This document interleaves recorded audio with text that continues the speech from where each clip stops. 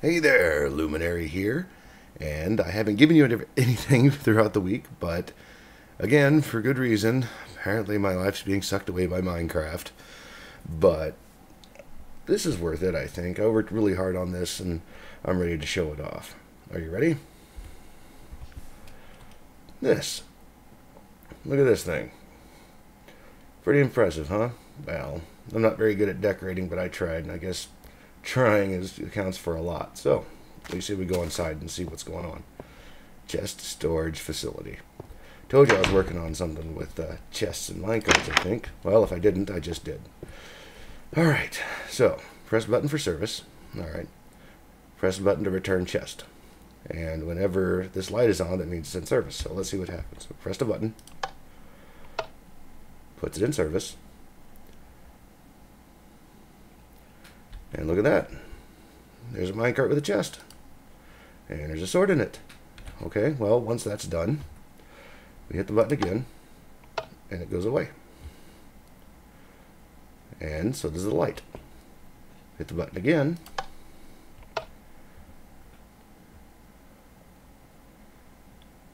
And there's another chest in a cart. And it has something different in it. Well, okay. Well, now that you got the premise of what's going on, what do you say we go and see what's under the hood?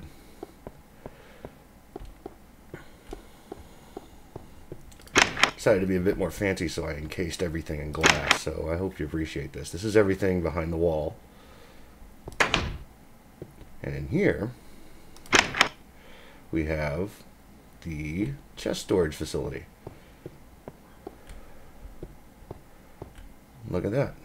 I have 8 chests on these rails, which is equivalent to, what, 4 large chests? And I've set up a few things for demos. Oh, I forgot to put a ladder here. Let me get a ladder out. So much for having it polished and showable. Well, I think I did a good job for a first, presentation. Here we go. Up. There's a top view of it if you want to see. There's 4 in this rack. 4 in this rack, and of course the junction. Now, this button right here is hooked up to the same button there, so it'll operate just as it would as if it were being outside.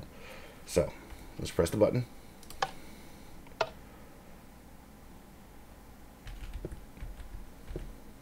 I think I forgot to return the last cart. We'll press it again.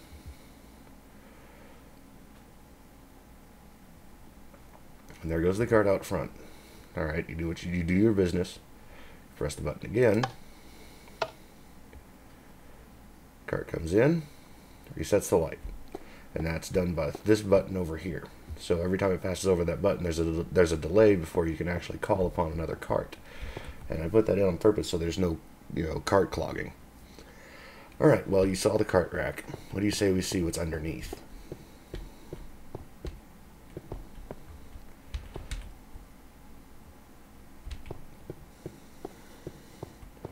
And we'll start at the front.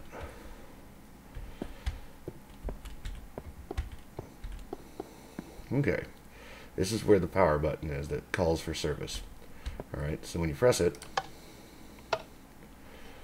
and all kinds of stuff happening over here. And I'll explain what's going on here in just a second. Here, let me return the cart. Okay, so you press the button, and the signal gets split out into 2 different signals. This one right here goes to a state, or a type of state, on a flip-flop. So whenever you press the button, it activates it and sets it over here in this state. And that also controls on when the light goes off also. So if it's in this state, it actually sends this, it turns off the signal to the torch, which makes it turn on. So that means it's in service. And that goes off, I believe, this wire right here. Okay. So we'll follow it back. And like I said, it's all based on that one particular, on this circuit right here. So once that turns off, then the light goes on. Alright. That also means that since we're in the state right now where it's not in service, this torch is also off, so it's receiving power. And this particular device here only activates when both of these lights are turned off. And I had to adjust the timing a little bit so the signal will be longer. But like I said, press the button. Well, how about we destroy the button and then we put it back? There we go. See how it turns both of them on? Okay. And like I said, it sends a signal, and it does a quick, this is actually a repeater, and I'll show you how that works up top. But when a signal is sent to the torch that is lit, it briefly turns off this circuit, thus flashing all the way over to the minecart rack. And I didn't do anything fancy here. What I did was I just interconnected them because I didn't think it needed to be so intricate, because it only operates whenever you press the button and it's not in service. So if it's not in service, it'll deliver a card. If it is in service, it won't. And like I said, I'm trying to explain that right now. I hope I'm doing a good job. I'm sorry if I'm not. But anyway, so yeah, like it travels up here, and like I said, I just got redstone wiring path everywhere to turn off this torch, which will turn on that torch, which activates the powered rail up top, which is underneath this cart. And it just does that all the way through until it hits the last card over here. Now, like I said, whenever it is in the in-service state, when you press the button again, it travels along, and it switches the state again and turns this off. So, like I said, when both of these are on, this doesn't activate. So right now we're back in service, or we're back out of service. You press the button again, it calls on a minecart, turns that on. And like I said, that brief period where this is off and that is off is when the signal is sent to this, and the exact length of the pulse is the length that it takes to between this turns off and then both of these turns on. And then when you hit the button again, you'll see the minecart pass through there, sends a signal, and it turns off that light, which operates over here. Like I said, that signal comes down here. Let me see here. No, right here. This is the put back out of service signal whenever it hits the the button that's on the rail. So it comes over here, and like I said, I've got a delay set, so whenever it hits that button, it takes a quick delay, and it comes over here,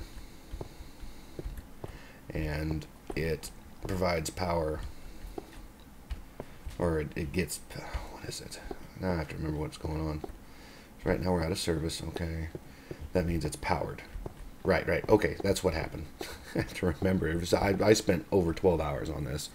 But anyway, so yeah, it provides power, and I've got this repeater here because power only travels one way on a repeater, so that way we're not double backing on pulses. So if a minecart, or if it's activated whenever that button's activated or whatever, it doesn't pass this point because it only receives power from the wide end to the small end. Okay, so that's what's going on there. So yeah, oh wait a minute. So yeah, that's what happens. This provides power and it stays on, and of course that comes over here and turns off this torch. I think I got that right. Well, we're gonna assume, because I've actually got a not so intricate prototype up top that I'm going to show you. Let's go ahead and get out there. And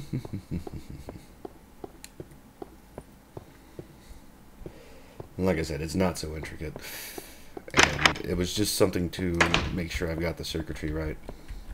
There's another thing too, I wanted to make this too deep, but I didn't, so every time I put a pressure plate down, it activates something underneath. So I guess my next projects I'll need to remember that and make the floors too thick. Anyway, this is the prototype. Oh, that flip-flop I was telling you about down there. Like I said, whenever it's activated, it pulses and turns itself off. But what I have happening is whenever the power is released, it actually turns to its original state, because it's activated over here and then flips back. See how that works? That's what I mean by I had to lengthen the pulse long enough for a button press. Alright, so let's take a look at this. Like I said, this is my mock minecart setup for what I have in there, and I did it just because I needed to figure out what was going on. And whenever I'm building stuff, I'll tend to put out a mock circuitry board so I can see what's going on.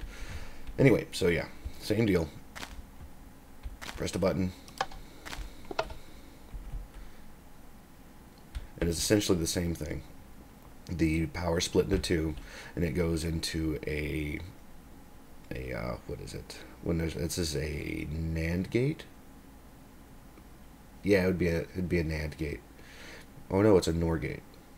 Yeah, well, it doesn't matter. Anyway, whenever there's power provided, that torch doesn't turn on. So if that torch or that torch is turned on, then this doesn't activate, and that's what causes the flip-flop. See, I have it in its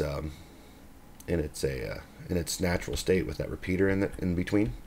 So whenever it's activated, it flips over and quickly flips back, and then it activates the carts. And of course, I've got the button over here. This is pretty much automated as opposed to what I have in there with the stop.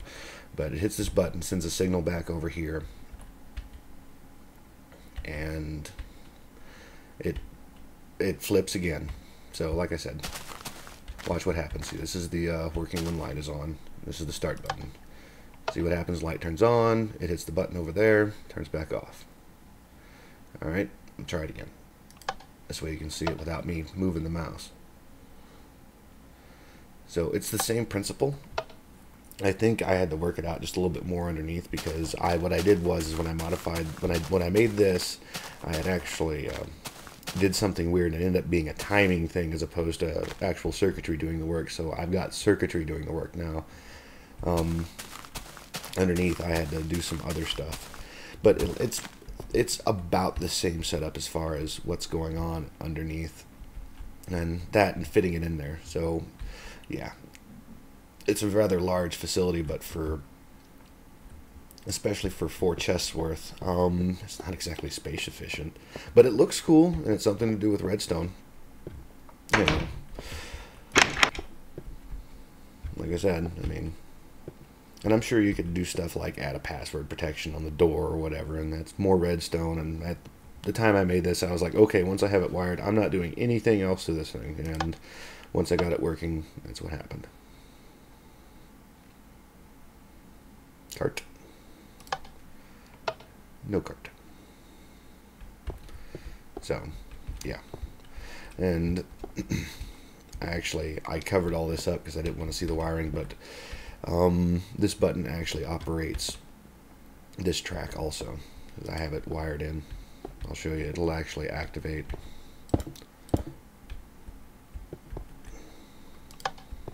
See? But it turns off quick enough where if the cart comes by, it'll actually stop. And of course, when you press it again, it'll send it on. Well, I hope you liked it. I've got a few other things I'm working on, like, I don't know if it's possible, but I'm going to be working on a long distance circuit. Well, it'd be more of a code decode type thing where you use one wire to communicate all information from an origin spot to a destination spot, and it's sending feedback back to the origin spot to tell you that the work that you asked it to do is done. I hope to actually work on that tonight. And as far as the rest of everything that I'm doing, I'm not exactly sure if I'm going to be doing the luminary updates as often as I used to, just because honestly this is more fun, and it's just cool. I'm not sure if I'd say I'd rather do this, but this seems to be a bit more fruitful, and it's more interactive than just a black screen and white letters. You know, that's kind of a signature thing for me, but I don't know. Ah well, I'm Luminary, and I'll see you next time.